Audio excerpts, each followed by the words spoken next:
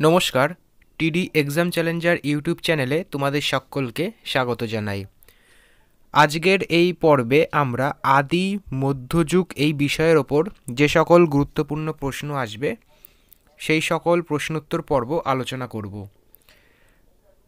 Total 3টি part এই পর্বে প্রকাশ হবে, আজকে এটির প্রথম পর্ব।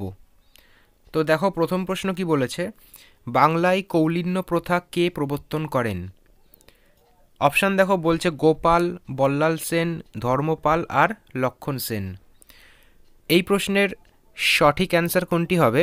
তো দেখো, এই প্রশ্নের সঠিক অ্যান্সার হবে বল্লাল সেন বাংলায় কৌলিন্য প্রথা প্রবর্তন করেছিল। পরবর্তী প্রশ্ন, খ্রিস্টীয় অষ্টম থেকে দ্বাদশ শতকে উত্তর ভারতে যে ত্রিশক্তি প্রতিদ্বন্দ্বিতা ঘটেছিল তাতে অংশগ্রহণকারী শক্তি কোনগুলি? সঠিক অ্যান্সার হবে পাল, প্রতিহার ও রাষ্ট্রকূট, অপশান বি। পরবর্তী প্রশ্ন, খালিমপুর তাম্রপট পাল বংশীয় কোন রাজার সমর কীর্তি সম্পর্কে আমাদের অবহিত করে? এই প্রশ্নের সঠিক অ্যান্সার হবে ধর্মপাল, অপশান সি। পরবর্তী প্রশ্ন, বাংলায় পাল বংশীয় রাজা দ্বিতীয় মহীপালের বিরুদ্ধে বিদ্রোহ সংগঠনকারী কৈবত নেতা কে ছিল? কৈবত নেতা কে ছিল? তো সঠিক অ্যান্সার হবে দিব্য, অপশান এ সঠিক উত্তর। পরবর্তী প্রশ্ন, লক্ষণ সেনের আমলে কোন মুসলমান আক্রমণকারী বাংলা জয় করেছিল?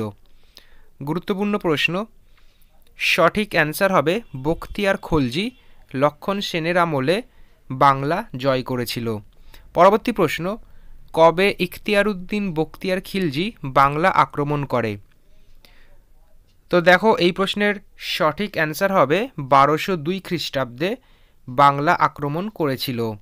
পরবর্তী প্রশ্ন, রামচরিত কার লেখা? রামচরিত কার লেখা? সঠিক অ্যান্সার সন্ধ্যাকর নন্দীর লেখা রামচরিত। পরবর্তী প্রশ্ন, বিক্রমশিলা মহাবিহার স্থাপন করেন কে? বিক্রমশিলা মহাবিহার কে স্থাপন করেছে? সঠিক অ্যান্সার হবে ধর্মপাল এটি স্থাপন করেছে, অপশান সি সঠিক উত্তর। পরবর্তী প্রশ্ন, শূলপাণি কোন যুগের প্রসিদ্ধ শিল্পী ছিল? শূলপাণি কোন যুগের প্রসিদ্ধ শিল্পী? সঠিক অ্যান্সার সেন যুগের তিনি প্রসিদ্ধ শিল্পী ছিল। পরবর্তী প্রশ্ন, ত্রয়োদশ শতকে কোন মুসলিম সেনাপতি বাংলা জয় করেছিল? এই প্রশ্নের সঠিক অ্যান্সার হবে ইখতিয়ারউদ্দিন বখতিয়ার খিলজি, ইনি ত্রয়োদশ শতকে বাংলা জয় করেছিল।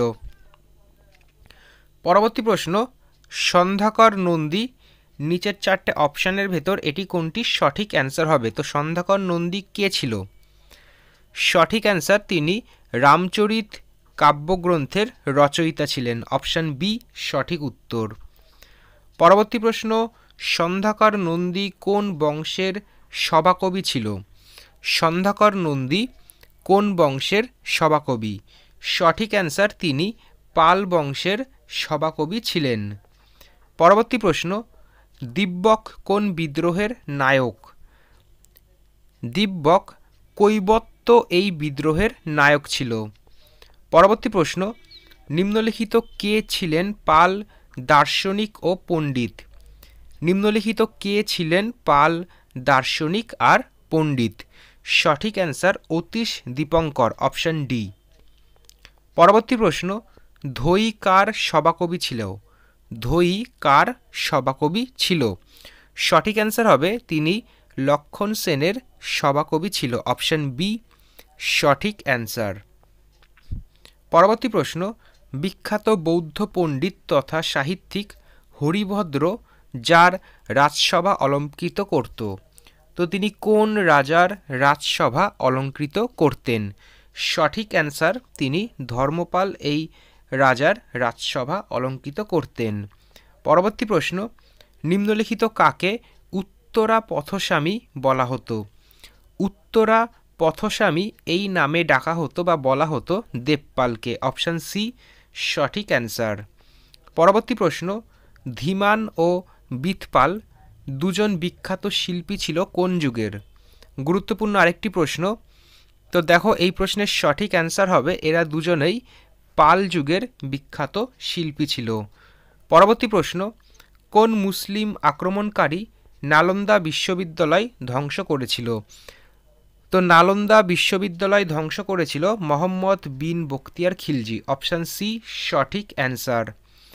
পরবর্তী প্রশ্ন, ইসলামের সঙ্গে ভারতের প্রাথমিক সংযোগ ঘটেছিল কাদের মাধ্যমে? ইসলামের সঙ্গে ভারতের প্রাথমিক সংযোগ ঘটেছিল মালাবার উপকূলে আরব বণিকদের মাধ্যমে। অপশান সি সঠিক অ্যান্সার। পরবর্তী প্রশ্ন, কোন বছর মোহাম্মদ বিন কাসিম সিন্ধু দখল করেছিল? তো মোহাম্মদ বিন কাসিম সিন্ধু দখল করেছিল 712 খ্রিস্টাব্দে। অপশান এ সঠিক অ্যান্সার। পরবর্তী প্রশ্ন, তহকক-ই-হিন্দ গ্রন্থের রচয়িতাকে? গুরুত্বপূর্ণ প্রশ্ন। তো দেখো এই প্রশ্নের সঠিক অ্যান্সার হবে আল বিরুনি এই গ্রন্থের রচয়িতা। পরবর্তী প্রশ্ন, গজনির সুলতান মাহমুদ কতবার ভারত আক্রমণ করেছিল? তো খুবই সোজা আর গুরুত্বপূর্ণ প্রশ্ন। তো সঠিক অ্যান্সার হবে 17 বার ভারত আক্রমণ করেছিল।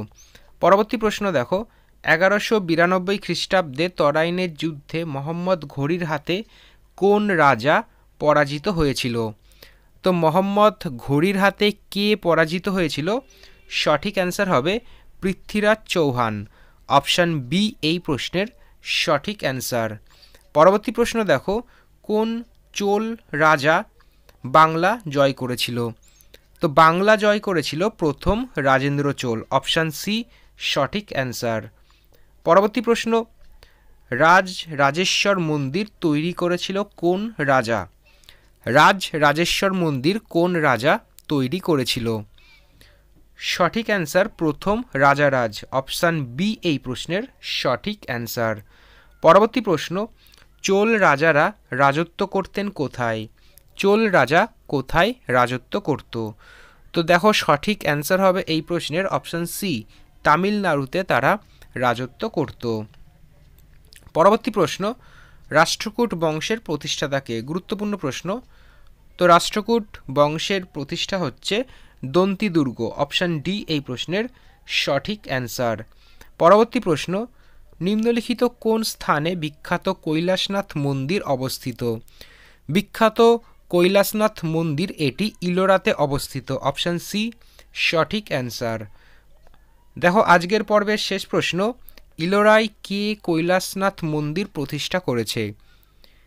তো কৈলাসনাথ মন্দির ইলোরাতে প্রতিষ্ঠা করেছে প্রথম কৃষ্ণ। অপশান সি সঠিক অ্যান্সার। তো আজকের পর্বে এইটুকুনি। তো আজকে যে 3টি পর্ব বলেছিলাম যে করব তার এটি প্রথম পর্ব, এরপরে এর দ্বিতীয় পর্ব, তারপরে তৃতীয় পর্ব আলোচনা করব। তো আজকে প্রথম পর্বে 30টি প্রশ্ন, দ্বিতীয় পর্বেও 30টি প্রশ্ন থাকবে, আর তৃতীয় পর্বেও 30টি প্রশ্ন থাকবে। তো টোটাল এই টপিকের ওপর তোমাদের 90টি প্রশ্ন করানো হবে। আবার দেখা হবে পরবর্তী ভিডিওতে। ধন্যবাদ।